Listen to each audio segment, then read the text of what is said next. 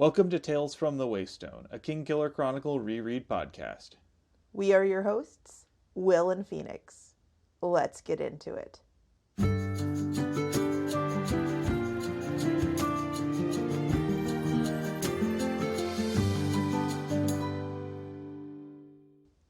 Welcome to Tales from the Waystone, Episode 16, The Miseducation of Kvothe Arliden, Son, where we will be looking at Chapter 36 of The Name of the Wind through the lens of gatekeeping.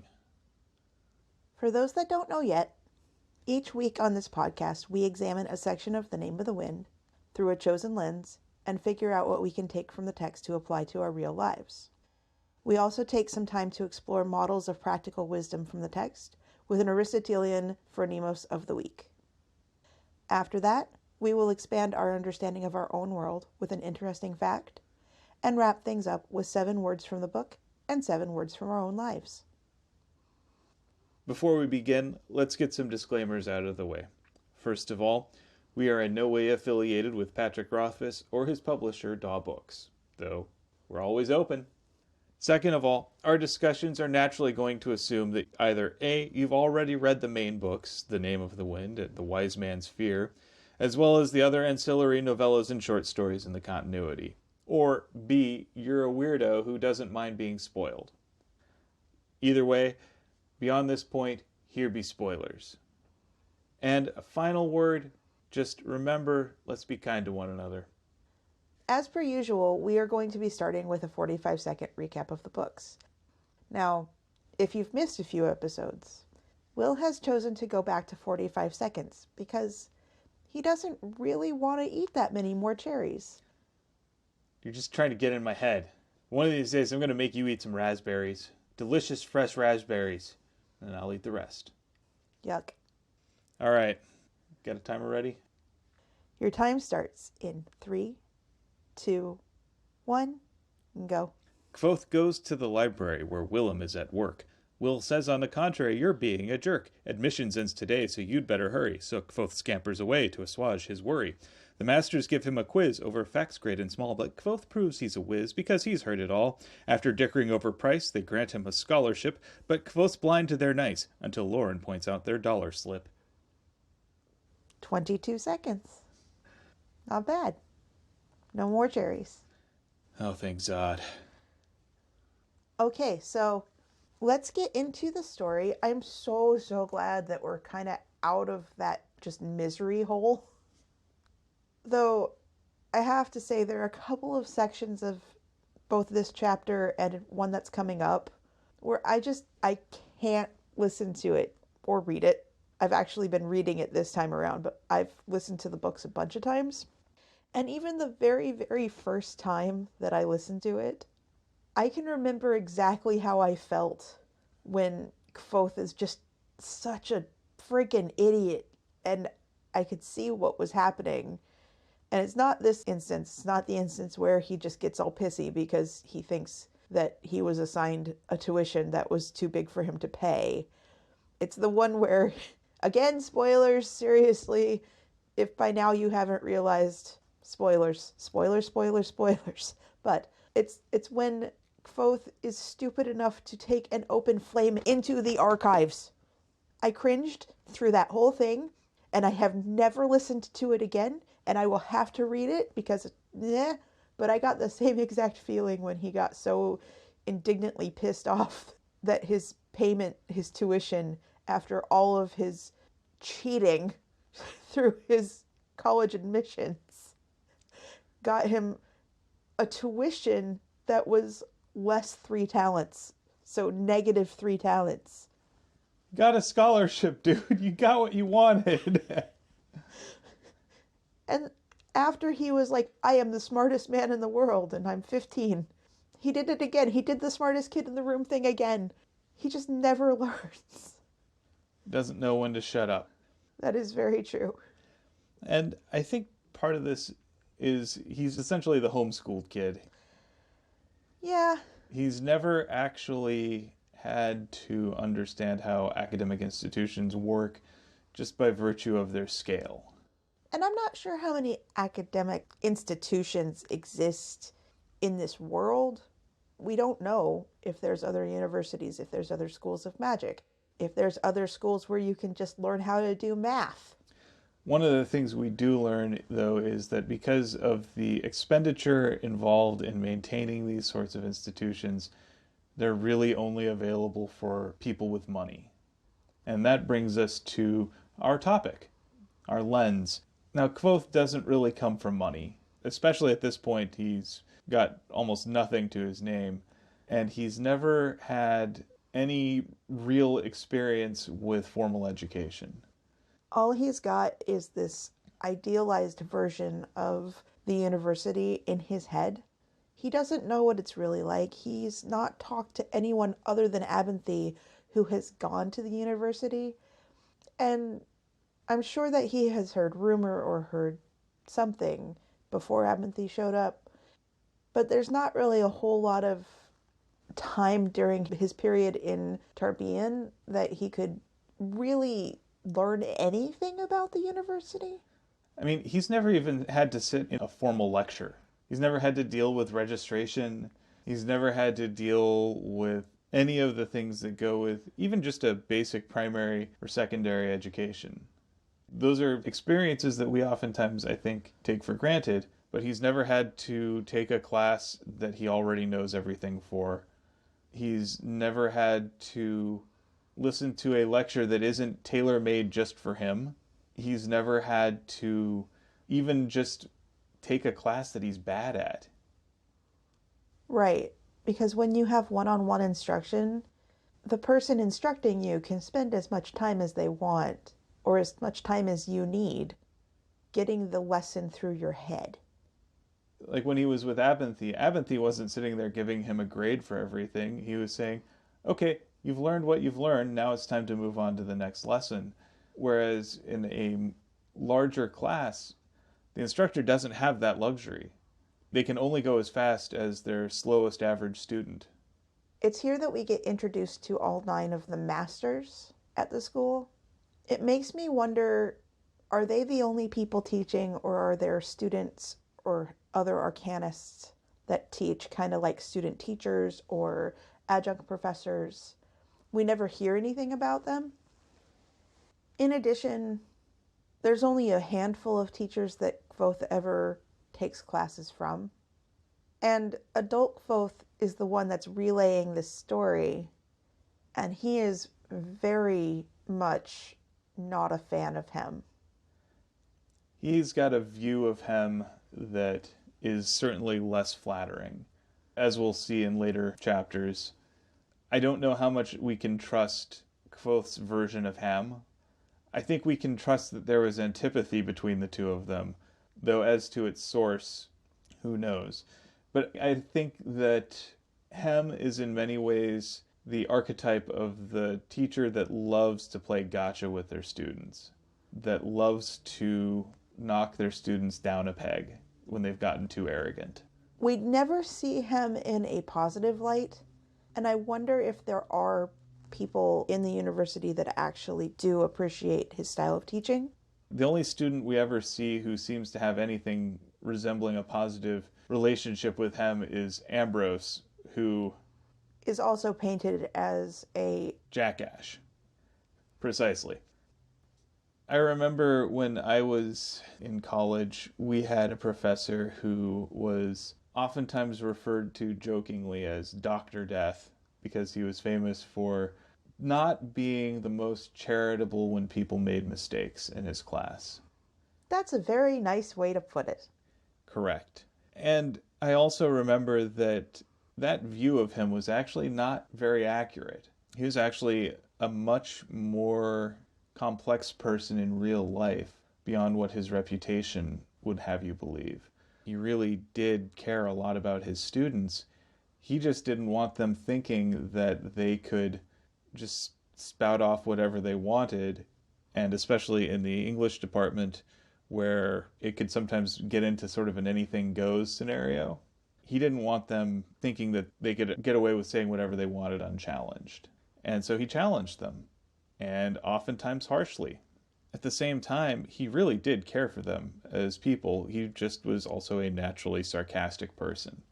And I remember My sister actually became friends with him and got to know him and discovered that, yeah, underneath all of that biting sarcasm, there was someone who was genuinely warm and caring, even if people just didn't understand it. He was just someone who didn't suffer fools gladly. And so if you were used to everyone being super nurturing and welcoming all the time, he could be a cup of cold water. I kind of get the impression that maybe Hem is like that. And with Kvothe, who's essentially expecting everyone to immediately recognize his genius, someone who doesn't instantly acquiesce to that is someone that he takes affront to. So I have my own experiences.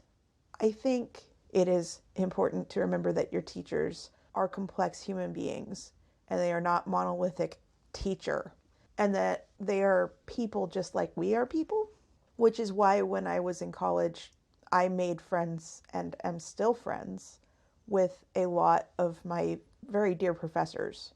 I could always tell that the professors at DigiPen took a genuine interest. You know, it's hard to take a genuine interest in all 50 students or more in your classroom. But for those of us who made the effort to get to know our professors, we've made really lasting bonds with them. That being said, when I was a teenager, and I think I was in 11th grade, I really loved math. I loved geometry. I enjoyed and understood everything that I'd gone through math-wise and also science-wise. I had a teacher for a math class that genuinely made me dislike her enough that I decided not to take the highest level of math that was offered at my school the next year because she was the only one teaching pre-calculus. When I was a kid, I still have glasses, but my glasses prescription wasn't kept up to date very well. And it hurt my eyes to sit close to the whiteboard and have to read off of it.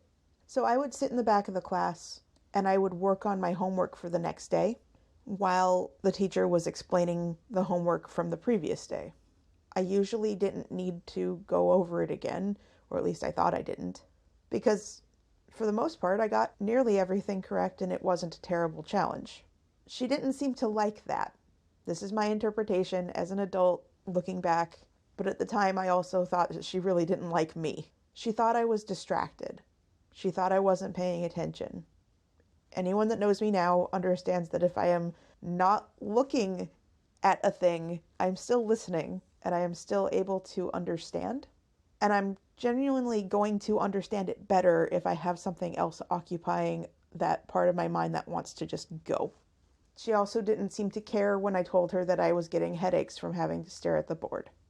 So she sat me in the front row so that she could keep her eye on me and made me put my next night's homework away while we were doing the recap of the previous night's homework. And I hated it. I was so angry with her. I was so angry with her that I jeopardized my own education, because that's the smart thing to do, by refusing to be in the class that she was teaching that I would have wanted to take the next year, by refusing to be in pre-cal. And instead, I took a math class that would help one of my other friends get into college. I think that for certain students, having a teacher that challenges them in a way that isn't, let's see what you can do, but is more like, let's see if you can follow the rules, can kill their curiosity. And here we actually see an interesting contrast between Master Hem and Master Kilvin. Kilvin is one of my favorite characters. He challenges Kvothe. Absolutely. But he does so in a way that says, I'm challenging you because I have a question I'm genuinely interested in and I want to see what you tell me. Maybe I'll figure something out from what you say. He's asking an honest question as opposed to sort of a trick question. How do you make an ever-burning lamp? Right, and he's not asking because he wants to trick Kvothe up. He's asking because he genuinely wants to know the answer.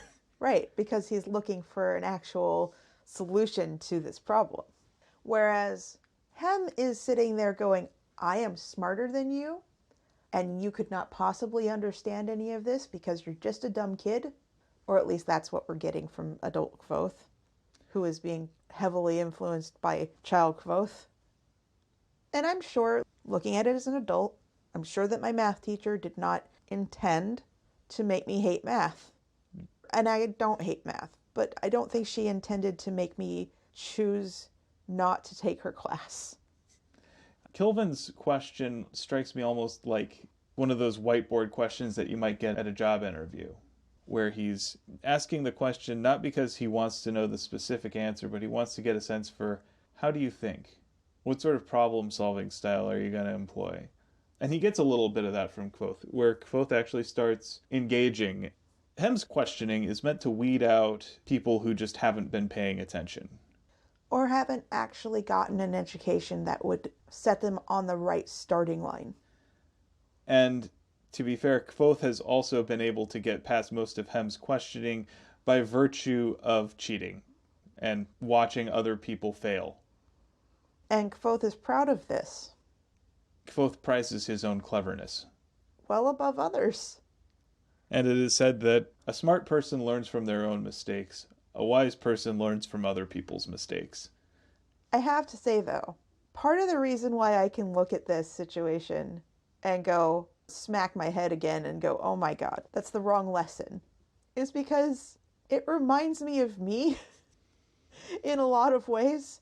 Find a different solution and possibly take advantage of others in a not very malevolent way, but like one of the things I keep bringing up, I used to play a lot of World of Warcraft, and every year at the winter holiday, I don't remember what it is anymore, there's a recipe that you get or some quest that you get that requires you to make, I think, cookies or something. It's milk and cookies, isn't it? It might just be milk and cookies. I am a cheeky person that goes and buys milk from the vendor right next to the auction house for like 10 silver, and then goes and sells it on the auction house for like 10 gold. Because people are dumb and will buy it from the auction house before they will even look at the vendor. I made so much gold in that game from doing that every year because it seemed like people didn't learn. Was I taking advantage of a system? Yes, absolutely. Did it really hurt anyone? No, not at all. Can I gloat now? Often. Obviously. And that's not what I mean to do here, but that is kind of what I see when Kvothe goes into, oh yeah, of course I just snuck my way in, and of course I listened, but I had a good reason. I needed to do it. I needed to cheat. Understand, I did the bad thing for a very good reason. I needed it. It's a very selfish motivation. Absolutely. And then he has the gall to then complain. But they never asked other people these questions. Yeah, because they didn't start off on that starting line. They moved the goalposts. Because Kvothe moved the goalposts. Yeah, he obviously demonstrated that he was answering their standard questions, so they wanted to see how far they could go. And the fact is that when you have someone who is so obviously getting everything, who seems to know everything, it almost makes you wonder, why are you going to school? And the Chancellor actually asked him, why do you want to go here? I think we need to rewind just a little bit because we've gotten into the meat of the chapter without the introduction. And I think that the introduction is important. Well, we have him waking up late, kind of like that scene from Mulan. Mulan wakes up and is being fed her porridge and then all of a sudden realizes that she has to be at basic training in like 2 seconds flat. So it's kind of reminiscent of that. Kvothe wakes up in a bed of heather, travels to Imre, and then he sees the archives, this building that he has been drooling over. He sees it in the flesh, or stone. Or both. Ew. Anyway, he sees it in real life. And in something that sounds like an editor made Patrick Rothfuss do it, we are hit over the head with the analogy of the archives look like a Greystone. AKA a Waystone. Hey, that's the name of the pod. Yeah, you're right. He makes that analogy in short order within a couple paragraphs of one another. Twice. And then he says it again once he actually enters the archives. He says, it was just Greystone. And I'm like, okay, we got it. And we also get his first interaction with Willem, another one of my favorite characters. He and I have similar names. That has nothing to do with it. I promise. And Kvothe is met with a little bit of gatekeeping here. The archives aren't for just anyone. This isn't a public library. This is an academic library, which means it's for students and faculty only. And Kvothe is neither of these at this point. There's a sentence that was said about how he had butterflies in his stomach. He says that his stomach was dancing with butterflies. Butterflies, which always trigger thoughts of the Kvothe. And what happened when he was told, no, you cannot just enter the archive. It's just for students. The butterflies died. It's because possibilities suddenly were slammed closed. Suddenly all those might-haves just ceased to be. Then Will gives him actually some pretty decent advice. He doesn't seem to really be judging him. So Will just says in this sort of value-neutral sense, admissions wraps up today. They usually stop early. It's the last day. Better go. And then you can come in after you've been admitted. Or once your name is in the book.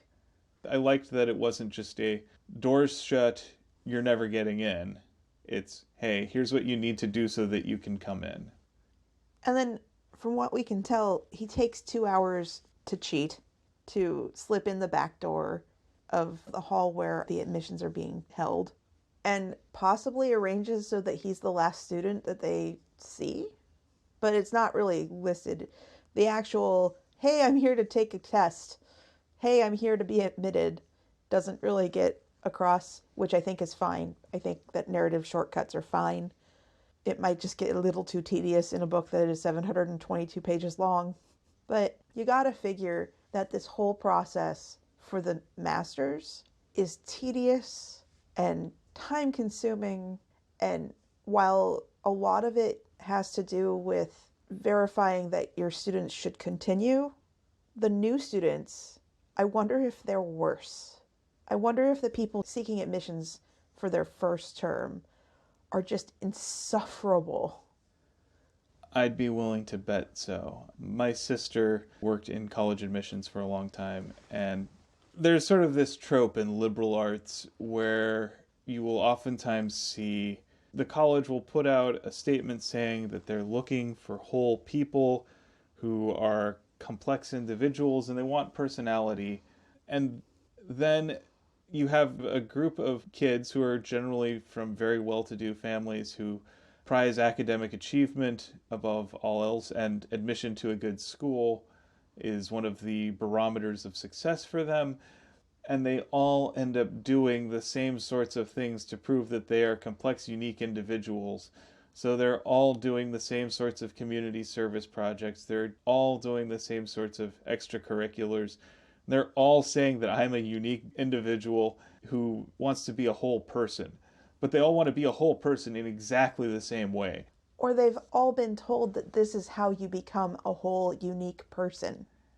Having graded a specific set of essays for one of my absolutely beloved teachers, because we were a game design school, the idea behind our essays for one of our first game design classes was to take existing games and to modify them, make them either better or more interesting or something.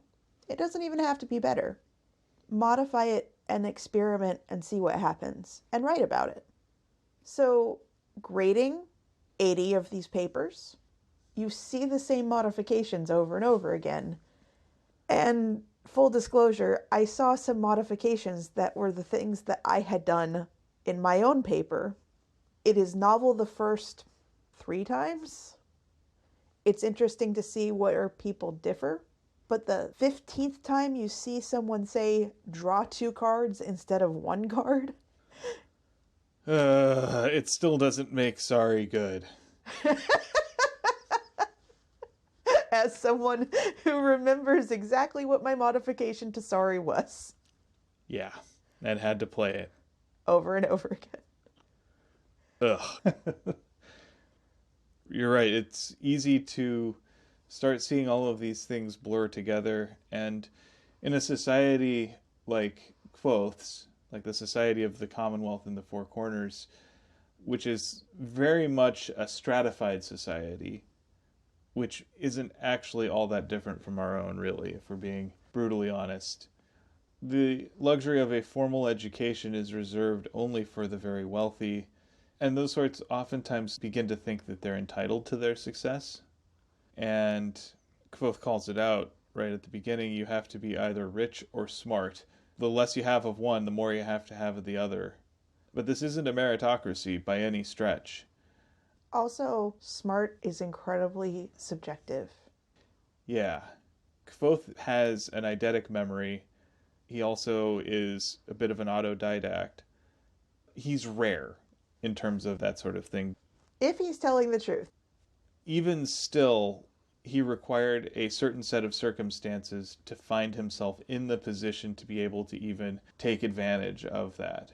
Consider, if Kvothe, with all the abilities that he's listed as having, never happened to run into Abinthy, if Kvothe didn't happen to have Abinthy's book that he could use to help him get into the university, Kvothe never would have ended up there at all. If any of Trappist's other kids had Kvothe's abilities but didn't happen to have rhetoric and logic as a way to pawn off, to build the wealth just to be able to look presentable, hire transport, get some kind of food and lodging to hold them over, they never would have been able to make it in. And that, I think, is something that we've got to look at in our own society. If you don't have money and you don't have a way to get money, and I mean a lot of money, at least in the United States, even a 2-year degree can be cost prohibitively expensive. And now, for a lot of students to pay for a higher education that has always been the promise of success and money coming in, you have to mortgage your future to pay for your present. Most people trying to earn a 4-year degree do seek student loans. Quite a lot of my tuition at DigiPen was paid for by grants and scholarships, and I was very fortunate for that. I'm still paying a ridiculously high amount every month, like a quarter of our rent every month, to the US government to pay back the loans that they gave me. And I graduated 5 years ago. For students that have no credit, for students that have no family to rely on, the tuition costs of a good school, one that will get you recognized, a school that will be respected enough or accredited or what have you, so that you will be taken seriously at the jobs that will pay you a decent living wage. It's almost impossible.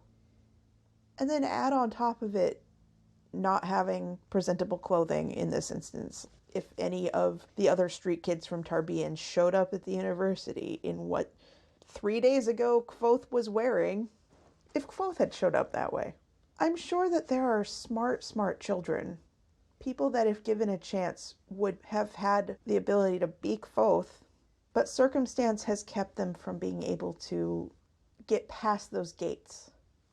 The meritocracy lie that you oftentimes hear is a way that a lot of people allow themselves to feel like they deserve their success compared to other people who are not as, quote, successful as they are. But it also keeps the people who are not, quote, successful or, quote, deserving from feeling like they can reach above their station. Exactly. This is one of the more harmful aspects of our society. It keeps the stratification stagnant. Thank you for enjoying our adventures in Marxism. Now let's talk about the means of production in the Four Corners. I mean, again with the gatekeeping aspect, you are sure that you are here for the right reason. You know that this isn't to begin your education, but to continue it. Don't you think that somebody outside in the admissions department, whatever passes for an admissions department, wouldn't they have also been a little bit of a gatekeeper, trying to prevent Kvothe from wasting the master's time? And that also hits at something there. The ability to have education is something that I think a lot of people in middle-class America take for granted, where Public schooling is the law of the land, it's to be expected, but for many people who have less money, they don't have a choice to go to school. To go to college. I'm actually talking about pre-college. So for instance, if you have people in a lower income, specifically if you don't have a home, how do you register for public school? If you have kids living on the street, they don't have a school that they can go to. And we see that in Tarbean.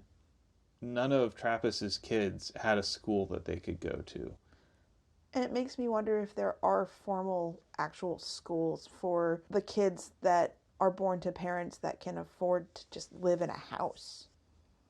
The idea that you're there to continue education presumes that you had the means to have any kind of education prior to being there. Again, even in our contemporary society, that is far from a given, especially when you look at schools in the inner cities are oftentimes so underfunded and they can't afford to pay teachers to actually take care of the kids. Many kids end up dropping out and falling through the cracks. It takes someone with a very, very large heart to choose to be a teacher in a school that is that difficult to teach in with that little amount of funding. Forget being able to pay your teachers a living wage, much less the wage they deserve. But when the funds aren't there to give those schools equipment and books, just basic supplies even sometimes. And you know how often teachers in our society have to pay with their own money for school supplies for their students. At least in our country. And these are just basic things like pencils, paper, notebooks. Construction paper, glue sticks. We're not even talking about computers or tablets or anything like that. Just the things that students need to be able to learn and grow and create. These are very real problems, and the difference between a poorly funded school and a well-funded school is oftentimes the difference in the average wealth of the people in the area. It also perpetuates itself because underfunded schools, by their nature, have a harder time with having their kids reach a higher level, reach that level of higher education, to be able to qualify to go to these public universities, to go to these private universities, to go to, God forbid, even to think about an Ivy League education. And even if they do, they're automatically assumed to be a scholarship kid, which there should not be any stigma against people who get a scholarship to help them go past where they were, past where anyone thinks they could go. And for every kid who comes up on scholarship, who's worked their tails off, you've got a bunch of people who got in mostly because of who their parents were. Anyway, let's get back to Kvothe's story. So we're going back to Kvothe's admissions. By their very nature, college admissions are an exercise in gatekeeping. Not everyone who applies for a college will get into that college. Now, part of that is because the college itself doesn't have the physical room to allow everyone in. So there has to be some element of choosing who you want to have in your school. This is an interesting way to do it. It reminds me a lot of panel interviews that you see for a lot of tech companies, and they're nerve-wracking. And Kvothe relates this story as though he wasn't nervous. I look at it as Kvothe is someone who has been trained as a performer, and performers, though they may not seem nervous once the performance starts happening, they're nervous. A lot of them, yeah. It's not unusual to be nervous, and there's no shame in being nervous. There is one thing, though, that he does a lot, and I think it actually betrays his nervousness. He snaps when he's irritated. When he gets poked with something he either knows very well or with something he doesn't know, and he hates not knowing something. He said something bitingly before he managed to get his tongue under control again. And the mental image that I have is Kvothe fighting with a ginormous tongue. And so let's actually talk about some of the masters that we meet here. because I think they're interesting figures. We've already talked a bit about him and Kilvin. Let's talk about Lauren. Lauren, who is as impassive as a stone and works in the archives. Please continue to hit us over the head with the analogy. Master Lauren is interesting because, well, he's not malevolent. He bears no malice towards Kvothe at all.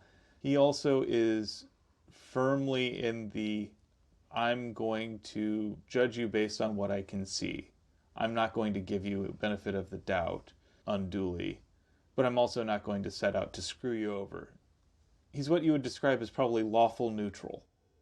And he seems to indicate a past association with Arliden, Kvothe's father, which we never really get to come back to. I want to know so much more about Lauren. I have my own theories about Lauren. Are you going to put those in the Backcountry Patreon podcast? I think so.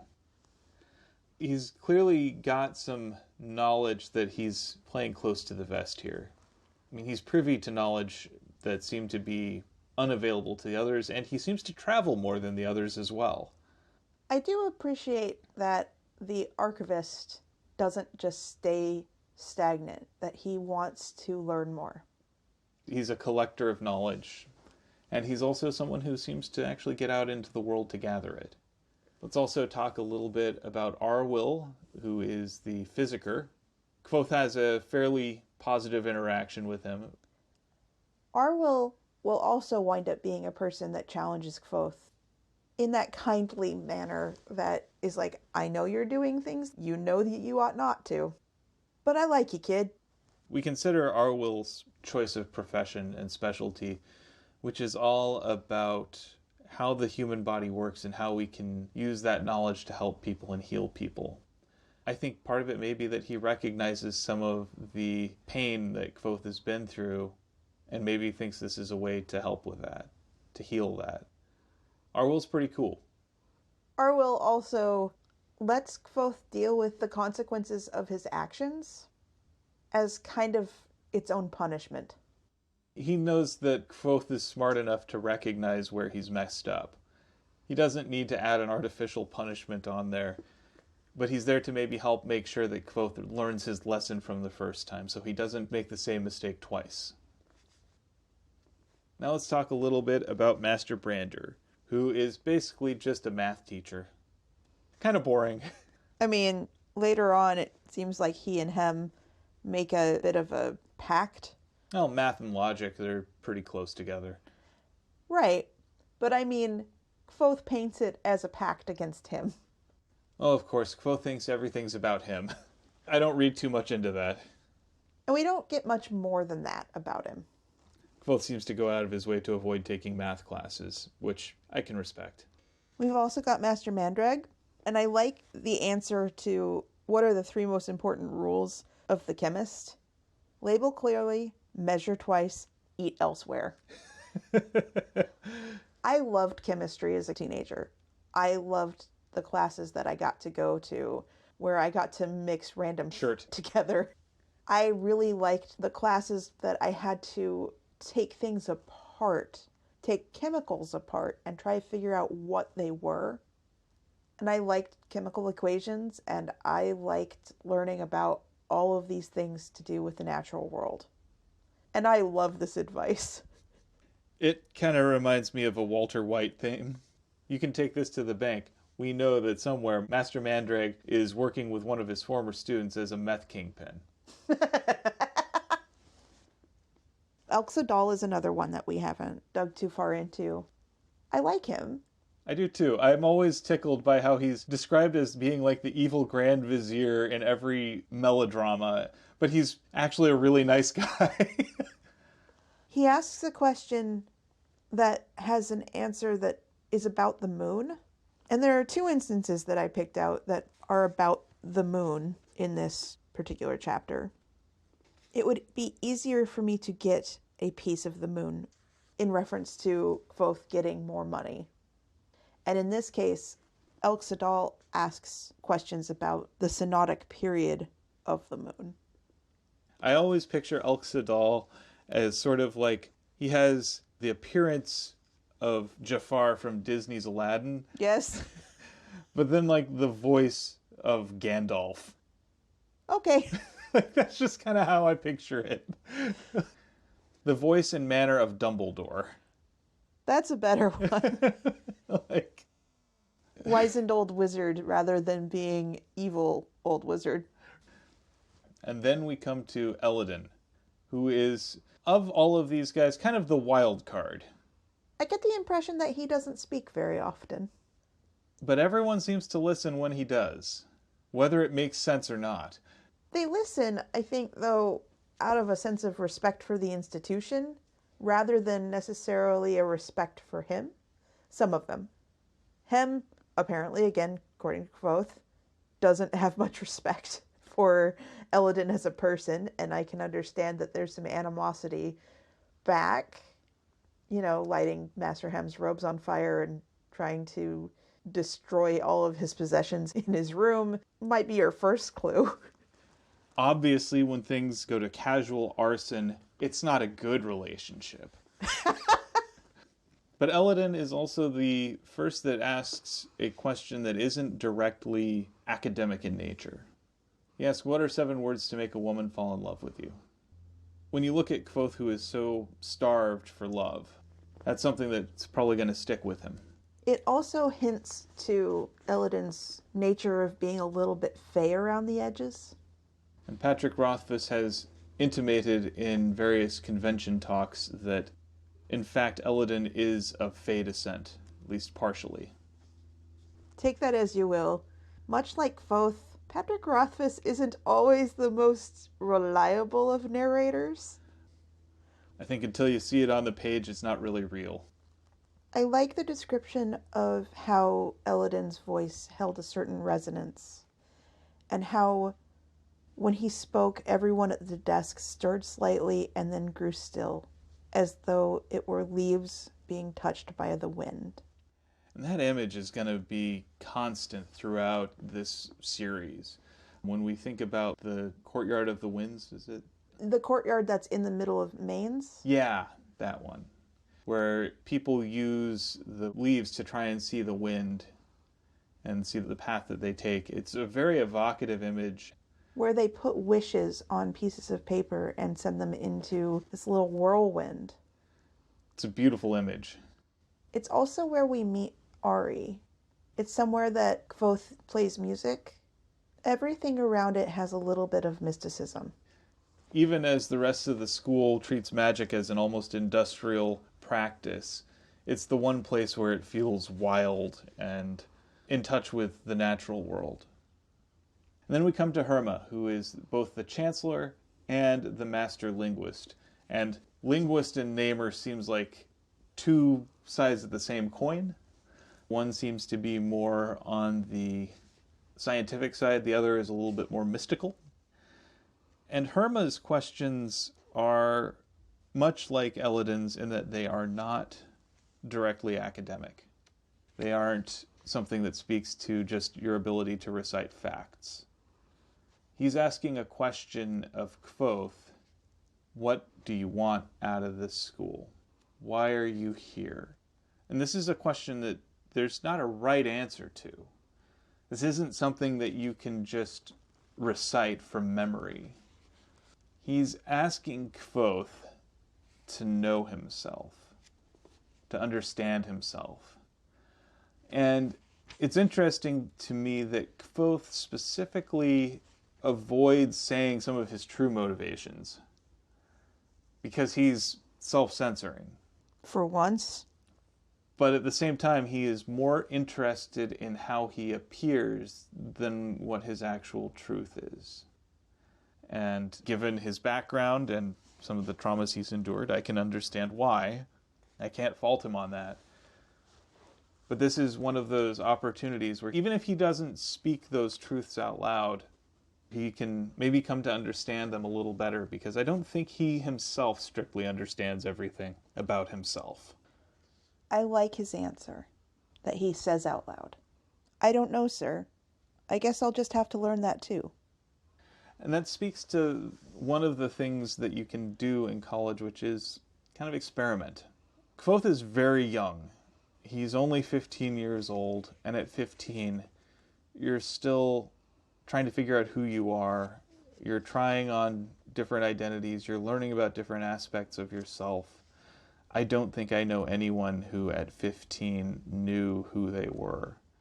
And I look at my friends from when I was that age and compare where they are now, radically different. They might have known who they were at 15, but they didn't know where they would be at 20. They didn't know where they'd be at 30. Or 40.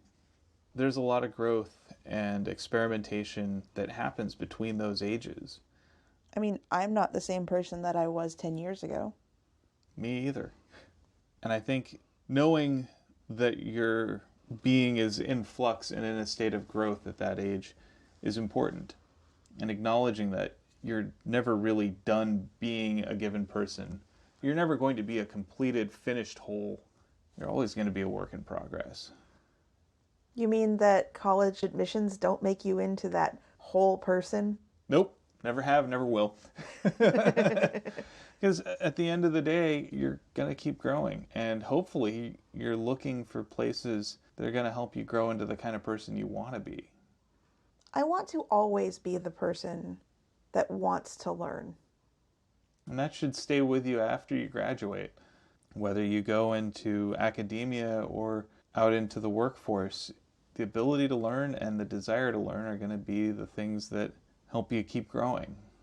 And I think it's important to remember that most people are not the same as they were 10 years ago. That's the same for 20-year-olds. That is the same for 30-year-olds. It's important to acknowledge that we can look at a situation, make a decision, and then days, months, years later, learn that we were wrong, own up to that we were wrong, and apply new knowledge to the situation should it come up again. I think we've both had to do that in our relationship. I know that I've grown since we started going out. I've seen you grow as well. I've seen it in action. I love that we've grown together. Me too. I love the people we've grown into. I'm looking forward to seeing where we continue to grow together. Me too. We need to just address the small little elephant in the end of the chapter. Kvothe being a complete and utter dumbass again. Yeah, he isn't really listening, and he isn't really reading what the outcome of his performance is.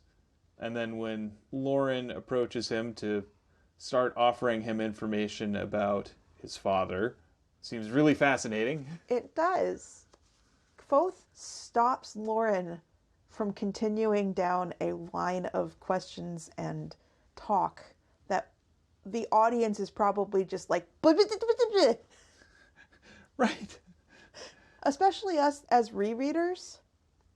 Instead of listening to the words as they are said or questioning the outcome that he thinks has happened, he thinks that he is given a tuition of 3 talents.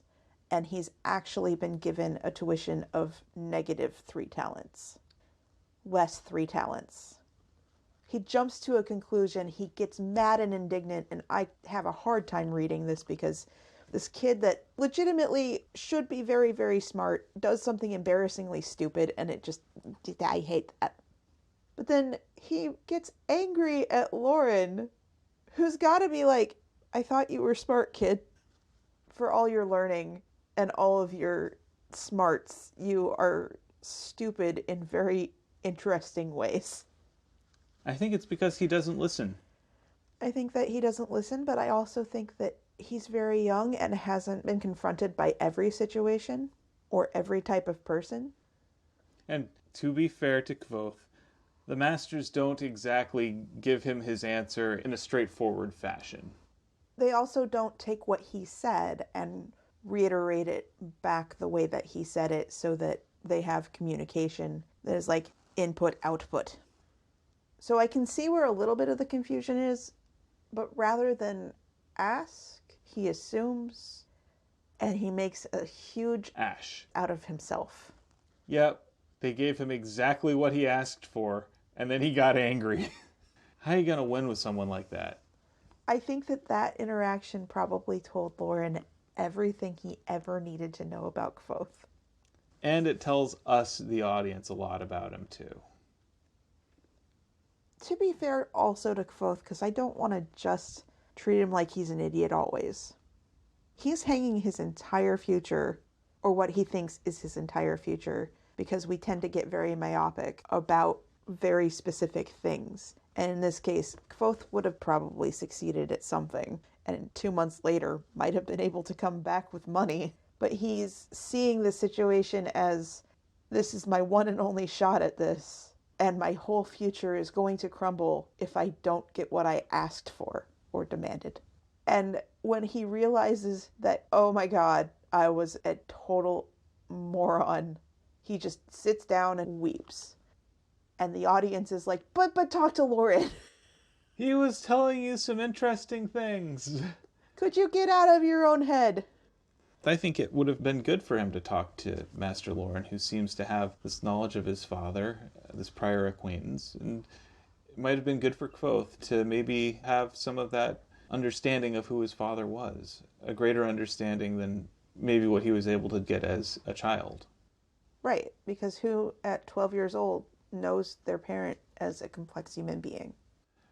I don't know who my dad was before I was born, but I've talked with grandparents and aunts and uncles and people who had a chance to know him, and yeah, it's always been very illuminating to understand this other side of my parent that isn't just dad. And that would have been maybe something that would be very beneficial for Kvothe.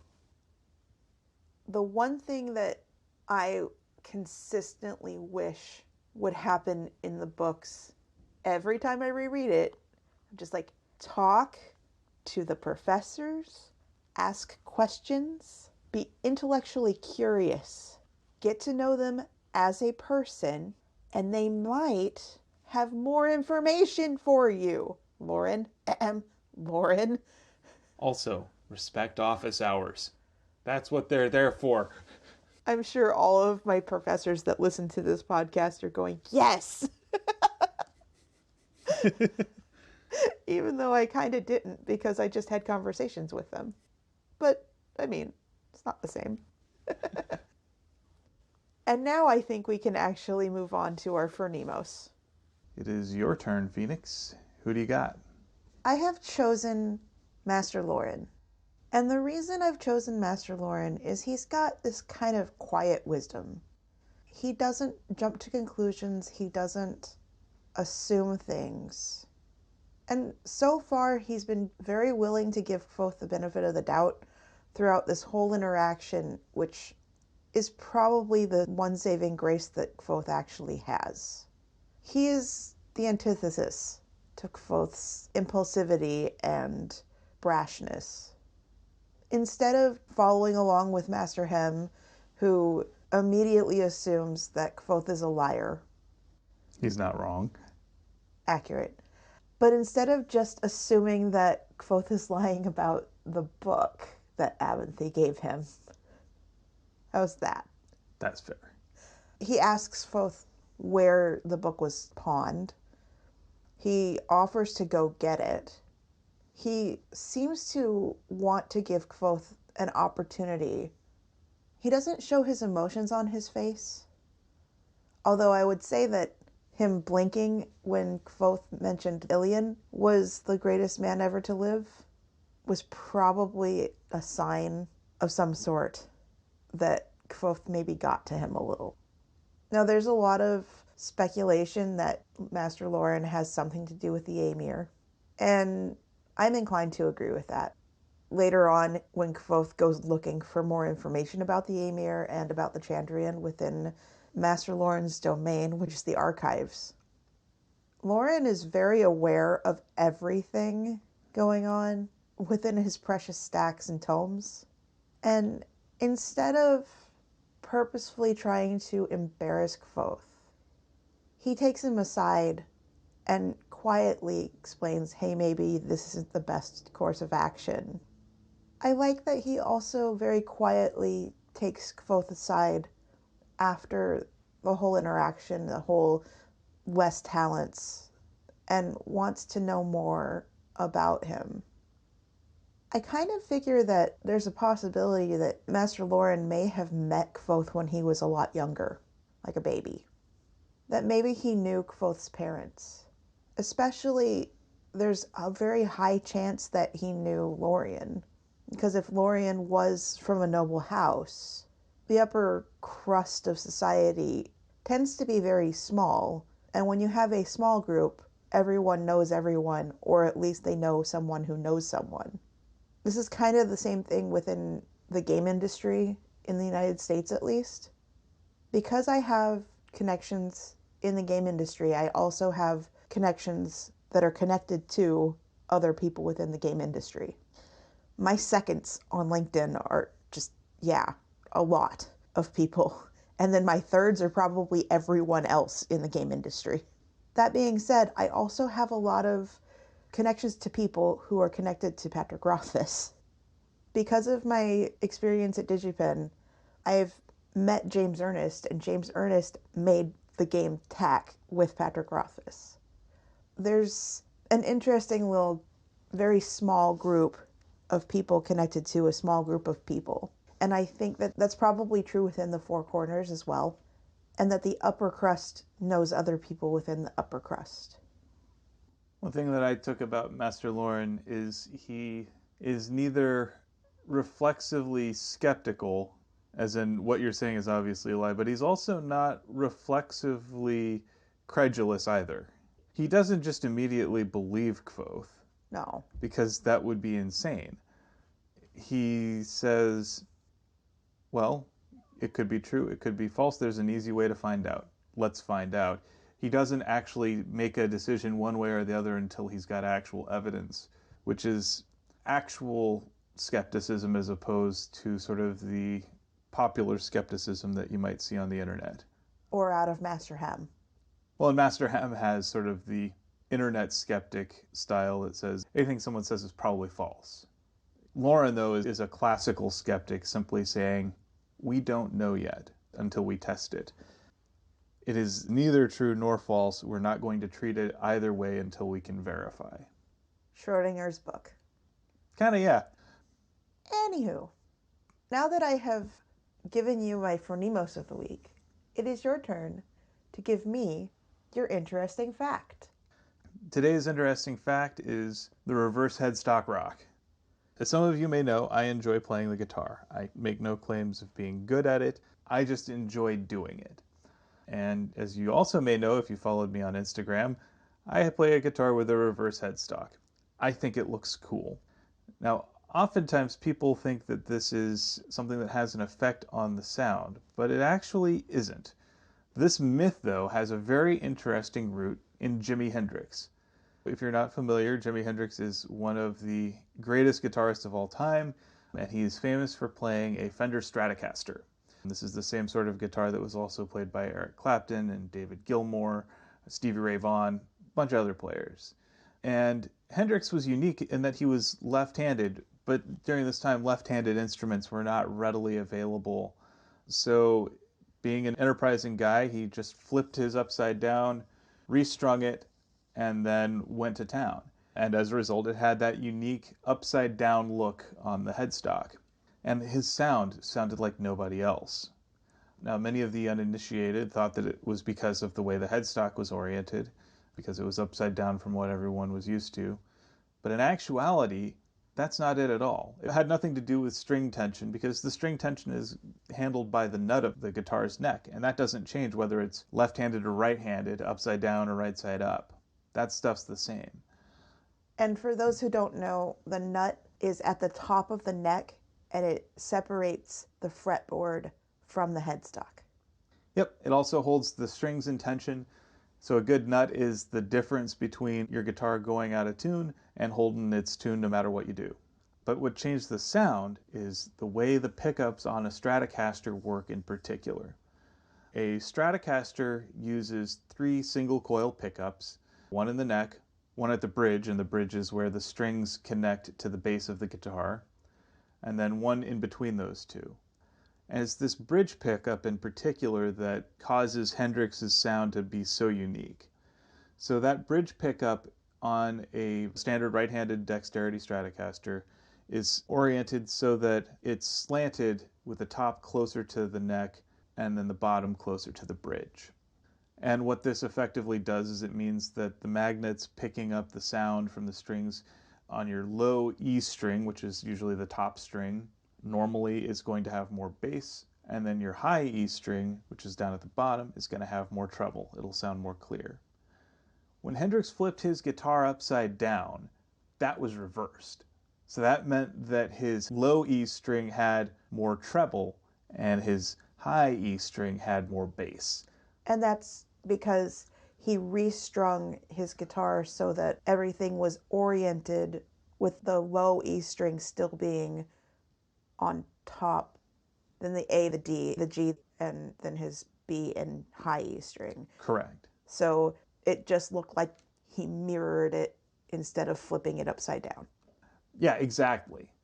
And so that created this really unique sound that nobody else was able to match. It's legendary. And in the meantime, though, this look that he had, which was so different, a lot of right-handed guitarists wanted that too. So they'd start getting a left-handed neck put onto a right-handed guitar so that it would have that same look. And maybe there's a little bit of psychosomatic effect there where you feel like, yeah, I'm kind of like Hendrix now. Maybe I play a little bit like him. But they don't sound like him? Nobody sounds like Hendrix. But part of why they don't sound like him is because the pickups didn't change orientation. Correct. The only way to get that sound on a right-handed guitar is actually with the Hendrix signature model, which uses his actual pickup orientation just on a right-handed dexterity. Interesting. Did that interest you? Well, you know that it interested me because you've told this story a few times in my presence. And I specifically requested that you say this on the pod. I hope you all found that interesting because I really enjoyed that story. Keep rocking, everyone. And now it is time for us to come to our 7 words. I start off with the book. Yet another question I needed answers for. Yeah, life is a series of questions, isn't it? It is. But so is a good story. Sometimes you can run into a problem, like Lost, where they just kept asking more and more questions, and they never really answered them. But I think so far, the Kingkiller Chronicle has done a good job of balancing out proposing questions and answering them. In the beginning, we get a few tidbits about some of Kvothe's stories, about some of Kvothe's adventures. Burning down the town of Traben is one of the stories that gets told about him. And we even get the resolution to this particular question at the end of the first book. That's when those events happen. So we're not just leaving every single question open. There is obviously a huge central question within the Kingkiller Chronicle. Who are the Chandrian? What made my parents' song so different? Where does the story of Lanray and Celatos fit in? There are these questions that have not yet been answered, but there are also questions that have been.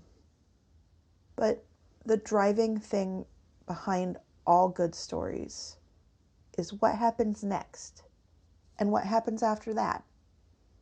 And we aren't yet at the halfway mark of The Name of the Wind. And I think it's perfectly fair to continue asking new questions. Yet another question, and yet another question. Awesome. All right, and I have the 7 words from life. And so mine this week are, the future doesn't happen without your voice. Ooh. This came from my coworker and friend Stacy. The world that comes to be is shaped by the words that we say or don't say. Words are just wind on the most basic level, but they shape actions and they shape beliefs. So the things that we say matter, and so do the things that we don't say. It can sometimes be frightening to speak your mind. And this speech doesn't have to necessarily be verbal. It can sometimes be through what you write, what you tweet, through your votes. So take advantage of your voice and use it, because it's what's going to ultimately help shape the world that comes to be. I think that's really awesome. Stacy is a wise soul, and I absolutely adore her. She is a dear friend. Absolutely. And so with that, thank you for potting with me, Phoenix. Thank you for potting with me. And thank you also for researching for our next recording that we are going to be doing, which is our Backcountry podcast that is a Patreon exclusive podcast that will be going over fan theories that concern the events that we have already gone over. We're going to be playing a game with these, where some of these may be things that I found on the internet, but some of them may just be things that I made up on my own on the spot. And it's going to be Phoenix's job to figure out which is which. So if you'd like to play along, consider donating on our Patreon page to get access.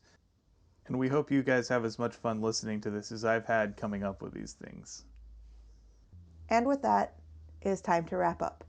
Thank you for listening to Tales from the Waystone. Join us next week on Tales from the Waystone as we discuss chapters 37 and 38 of The Name of the Wind through the lens of the first day of school. We would like to extend a huge thank you to our friend Shawnee Jang for our theme music. And many thanks to Patrick Rothfuss for creating a world that we've enjoyed exploring. Audio production and editing, courtesy of me, Phoenix McCullough. Project management and writing, courtesy of me, Will McCullough. If you would like to help support us, please consider becoming a patron on our Patreon page, patreon.com/waystonepod, where you can get access to our show notes, custom digital posters, exclusive Patreon-only bonus pods, and other exciting items. You can also find us at instagram.com/waystonepod and twitter.com/waystonepod. And as always, here's to one more day above the roses. To one more day above the roses.